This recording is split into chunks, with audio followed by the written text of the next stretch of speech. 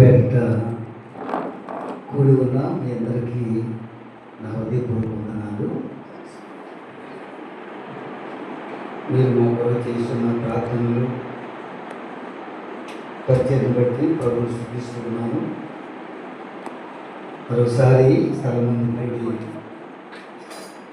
ప్రభు మాటలు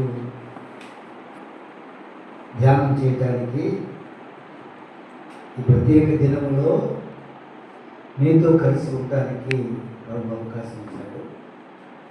క్రైస్తవ జీవితంలో అతి ప్రాముఖ్యమైన ఏంటంటే ప్రార్థనా జీవితం.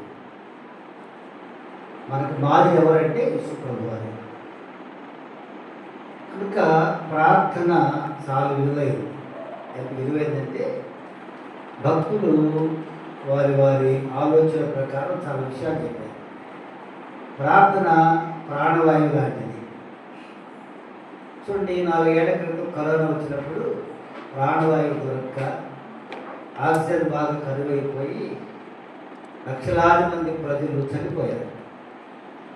ఆత్మ సంబంధంగా మనం కూడా బ్రతికి ఉండాలంటే ప్రార్థన అనేటువంటి ఆక్సిజన్ మనకు కావాలి. హల్లెలూయా. ఆక్సిజన్ ఎప్పుడు కావాలి చెప్పండి అమ్మా. ఆక్సిజన్ ఎప్పుడు కావాలి? ప్రతి క్షణం. 2 క్షణాలు కనుక ఆక్సిజన్ ఆగిపోతే మనం రాలిపోతాం బిడ్డలాగా. అన్నిటికంటే విలువైన ఆక్సిజన్ ప్రాణవాయువ. అన్నిటికంటే చీప్ కూడా అదే. పైసా ఖర్చు పెట్టకుండా దేవుడు మనకి ఇచ్చాడు, ప్రాణవాయువు ఆక్సిజన్ ఇచ్చాడు. హల్లెలూయా. ఆనాడు కరోనాలో ప్రాణవాయువు దొరక్క ఎంతమంది చచ్చిపోయారో. నిజంగా ప్రాణవాయువు కొనుక్కోవాలి రోజు అంటే పేదలందరూ మరణిస్తారు, ధనికులు కూడా ఎక్కువ కాలం బ్రతకలేదు.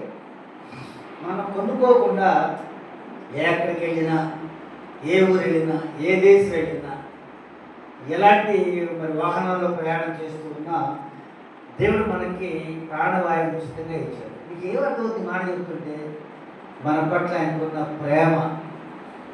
ఎంత మంచి దేవుడు ఆయన. మనల్ని ప్రేమించి మనకి ప్రాణవాయువు ఉచితంగా ఇచ్చాడు. ఇది చెప్తాను నేను. ప్రార్థన అనేది ప్రాణవాయువు లాంటిది.